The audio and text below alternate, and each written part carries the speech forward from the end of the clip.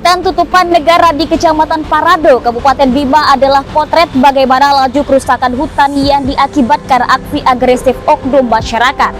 Alih fungsi hutan jadi ladang jagung tak terkendali, memicu masalah baru berupa banjir bandang. Kerugian yang diderita tak sebanding dengan hasil yang didapat, tersisa hanya penyesalan. Tahun 2020 banjir bandang menerjang 5 kecamatan di Kabupaten Bima. Dipicu air bah mengucur dari kawasan pegunungan Parado yang gundul. Dam Pela Parado tak mampu menampung air bah hingga menyebabkan banjir bandang. Bencana bermula dari hutan yang rusak. Kawasan hutan Parado itu adalah kawasan hutan kemiri yang dibangun atau hasil dari kegiatan reboisasi sekitar tahun 80-an, 1980-an. Akan tetapi di sekitar tahun 2016-2017 kawasan hutan Parado itu secara pelan-pelan terjadi proses perambahan yang beralih fungsi menjadi lahan jagung, monokultur jagung dengan luas kurang lebih 9.000 hektar hingga tahun 2019. Kondisinya menjadi kritis, kawasan kemiri menjadi gundul dan pohon kemiri menjadi hilang sebagai sumber mata pencarian masyarakat Parado.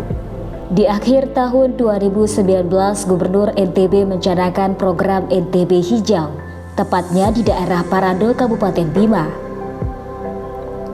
Gubernur menginstruksikan kepada semua pihak agar ikut serta mengembalikan kondisi dan fungsi hutan.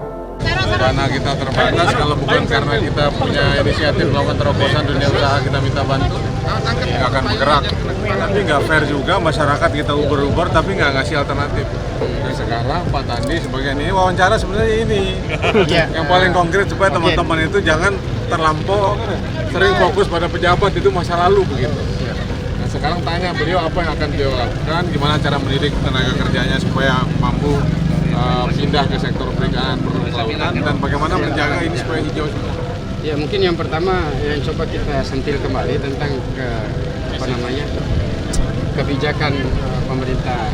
Kalau dari segi kebijakan sudah bagus, edarannya udah banyak, tapi kalau nggak ada alternatif pekerjaan, nggak bisa masyarakat disuruh. Coba kalau Dinda jadi petani, anak nggak sekolah, nggak makan, ada pohon yang nawarin 10 juta, mikir nggak kita? Instruksi Gubernur NTB itu pun ditindaklanjuti, tidak hanya dengan reboisasi, tapi menjadikan Parado hutan industri.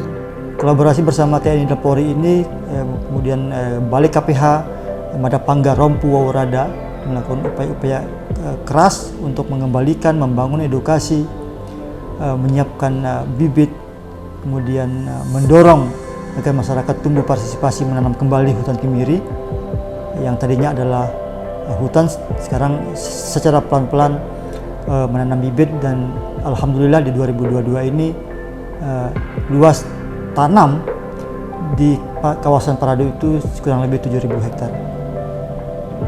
Ini upaya-upaya yang dilakukan Pemprov NTB melalui Balai KPH Madapangga Rompu Waurada melakukan rehabilitasi hutan Parado dengan tanaman kemiri.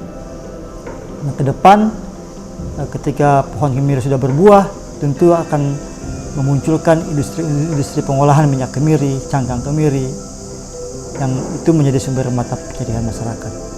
Nah, hulu Parado itu terdapat satu bangunan vital yang disebut dengan Bendungan Pela Parado, di mana hulu dari Bendungan Pela Parado adalah kawasan hutan Parado yang sekarang kita lakukan rehabilitasi. Ke depan dengan dilakukan upaya rehabilitasi pada hutan Parado dan menggunakan kemiri dan tanaman lainnya, berharap itu akan menjadi suplai bagi air di Bendungan Pela Parado di Kabupaten Bima. Ya, upaya-upaya keras yang dilakukan oleh teman-teman di KPH Marwa Rompu Waurada melakukan edukasi, sosialisasi dari rumah ke rumah, dari toko ke toko, meyakinkan untuk mengembalikan hutan kemiri mereka.